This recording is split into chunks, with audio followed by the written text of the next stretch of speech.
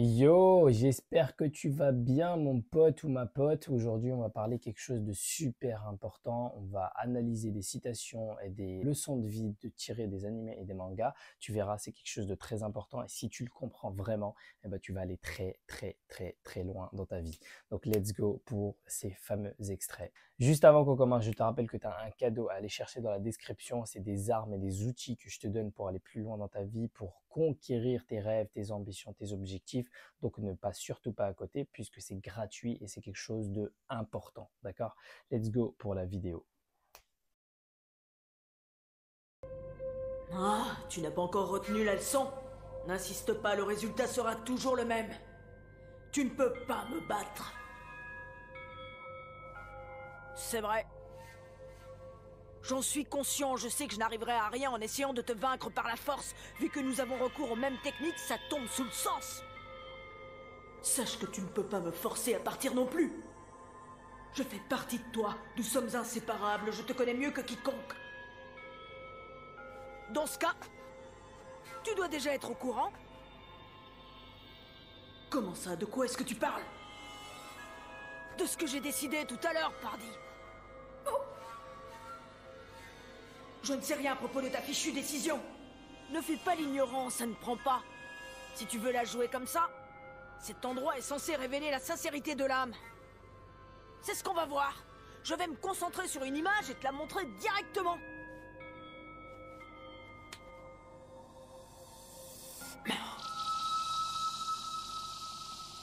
Favori pour la place de Hokage, Naruto. Qu'est-ce que tu penses de mon autographe? Pas mal, hein? Oh, ce que tu m'énerves! Et au fait, tu voudrais bien me signer un autographe?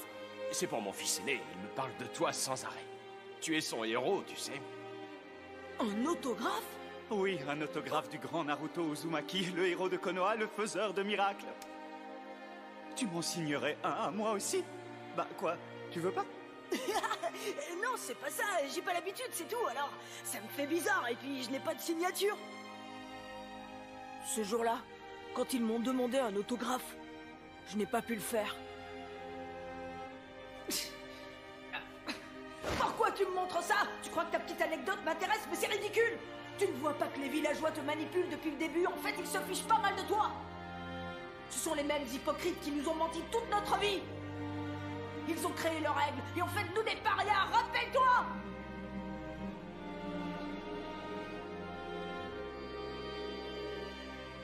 Toute cette souffrance, cette frustration, c'était dur à encaisser, pas vrai?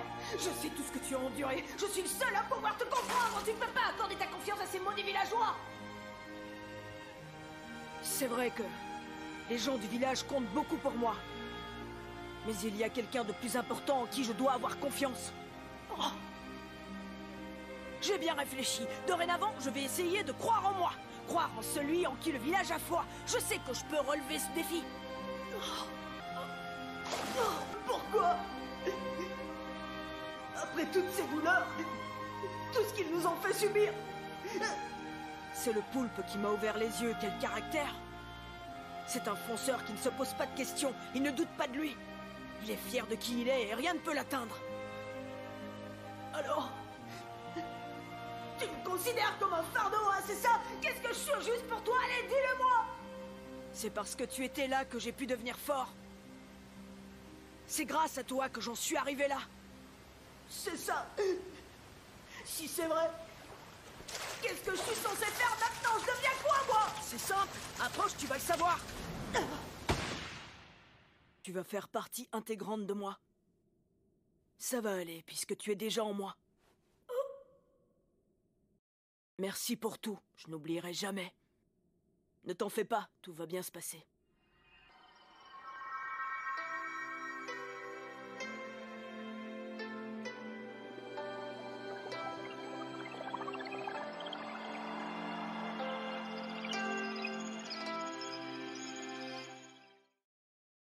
Donc dans ce premier extrait où Naruto nous montre quelque chose de super important qui est tout simplement de s'accepter soi-même, d'avoir confiance en soi, c'est très important puisque les gens peuvent te faire confiance ou ne pas te faire confiance, c'est OK, d'accord? Il y a plein de gens, je ne sais pas pourquoi, ils bloquent sur ce fait que oh, ma famille ne me soutient pas dans mes projets, oh, ma famille n'est pas avec moi, oh, mon entourage n'est pas avec moi.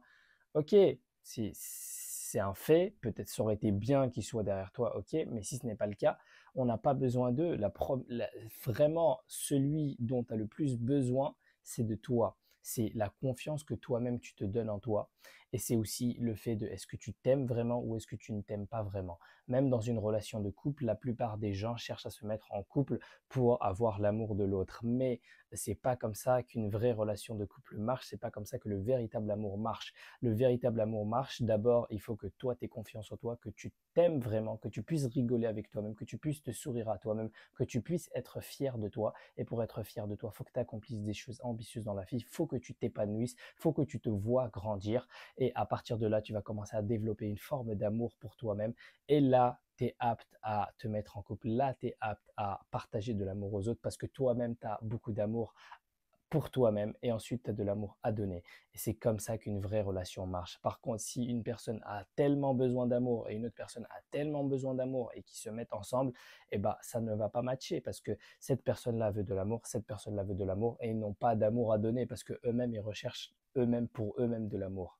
Donc c'est comme ça que tu vois très bien que ça ne marchera pas et que ça ne marche pas tout simplement. Donc développe ta confiance en toi, développe ton amour pour toi-même à travers ce que je t'ai expliqué et puis tu verras que tout se passera tellement mieux et tu iras beaucoup plus loin dans ta vie, ça c'est garanti. Autrefois, on m'a raconté cette histoire. C'est un homme qui est arrivé en ville. Il s'est installé tranquillement à un coin d'une rue affluente et il a commencé à prêcher. Dans ses prédications, il priait pour que le monde devienne meilleur, pour que l'égalité et la justice prévalent. Il prêchait jour après jour sans discontinuer. Au début, presque tous les passants s'arrêtaient pour l'écouter. Certains se sont même engagés à se battre à ses côtés. Mais très vite, la foule a commencé à se lasser. Tant que leur petite vie restait confortable, l'avenir du monde leur importait peu. Ils en avaient rien à cirer. Mais pour autant, l'homme a refusé de baisser les bras. Il vieillissait et plus personne ne s'arrêtait pour l'écouter. Et malgré tout, il continuait son sermon à qui voulait bien l'entendre. Un jour, un enfant qui passait par là s'est approché et lui a demandé « À quoi bon continuer quand plus personne ne vous écoute ?» Ce à quoi le vieil homme a répondu « Au début, je désirais changer les gens. Je me rends compte à présent que ce n'était qu'un rêve fantasque. Mais si je ne m'arrête pas de prêcher, si je n'abandonne pas mon combat, mon frère, c'est tout simplement parce qu'à l'époque, j'ai tout misé là-dessus. Si je m'arrêtais maintenant, ça voudrait dire que ma vie n'était qu'une farce. » Il faut relever la tête et pas se laisser abattre. Je sais que ça fait mal, mais tu dois continuer à avancer.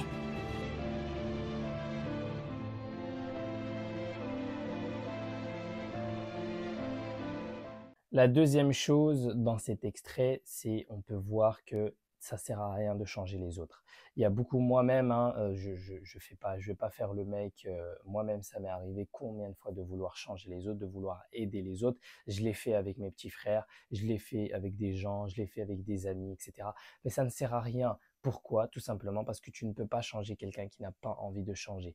Tu peux pas débattre avec quelqu'un qui est profondément ancré sur sa pensée et qui n'a pas envie de changer d'avis. La meilleure chose à faire, c'est de lui faire prendre conscience petit à petit de ce qu'il est en train de faire. C'est pas de vouloir le faire changer d'avis, mais c'est de lui faire prendre conscience de ce qu'il est en train de faire. Mais ça, c'est un niveau avancé et c'est pas de ça qu'on va parler aujourd'hui. Aujourd'hui, la première des choses, c'est de toi-même te concentrer sur ce que toi, tu es en train de faire parce que c'est au final ça qui est le plus important et c'est ça qui va faire que les gens vont changer. Si par exemple, je prends mon exemple, je courais beaucoup derrière mes petits frères pour leur dire bah, faites quelque chose de votre vie, arrêtez de gaspiller votre temps sur tel ou tel jeu, sur Discord, sur ceci ou cela. mais ça ne changeait rien et ça ne servait à rien. À partir du moment où moi-même, j'ai commencé à me concentrer et à me focus entièrement sur mes objectifs, à passer du matin jusqu'au soir sur mon ordi à développer mon business, et ben forcément, mon entourage a commencé à ressentir cette vibe dans laquelle je me sens. Ils ont commencé à découvrir c'est quoi le véritable Ryan. Ils ont commencé à découvrir c'était quoi l'ambition, c'était quoi cette soif et cette faim de vouloir atteindre des objectifs. Et forcément, ça les a influencés, puisque plus tu vas rester avec une personne longtemps, plus cette personne-là va commencer à t'influencer. Donc, c'est comme ça que j'ai commencé à influencer mon entourage petit à petit. C'est comme ça, c'est tout simplement comme ça que ça marche. Donc, aujourd'hui, au lieu de vouloir forcer à changer les choses, concentre-toi sur toi-même, développe toi-même ta propre personne, développe tes objectifs, tes ambitions, développe vraiment la personne que tu as envie de devenir dans ton futur et tu verras que ton entourage va s'inspirer de toi parce qu'ils sont proches de toi et te voient tous les jours. Et voir tous les jours quelqu'un faire les mêmes actions, faire la même chose, et ben c'est comme ça que nous-mêmes on change. C'est également pareil si la maman regarde des films jusqu'à tard le soir sur Netflix et qu'elle va dire à sa fille de 10 ans, de 15 ans, va dormir, c'est l'heure, il est 22 heures, mais que la maman regarde des films sur Netflix à la même heure, et ben l'enfant ne va te croire qu'à moitié. Il n'aura pas envie de te croire, il n'aura pas envie de faire ce que tu lui dis parce que tu ne montres pas l'exemple. C'est nécessaire de montrer l'exemple avant de vouloir changer les choses. Ok? Donc, concentre-toi sur toi, les gens vont suivre après. Ok? Bon, j'espère que tu as apprécié cette vidéo qui était très importante. Et puis, moi, je te dis, Diana, abonne-toi, like, commente. Je commence à être fatigué. Récupère ce cadeau dans la description. Et puis, on se dit à une prochaine vidéo.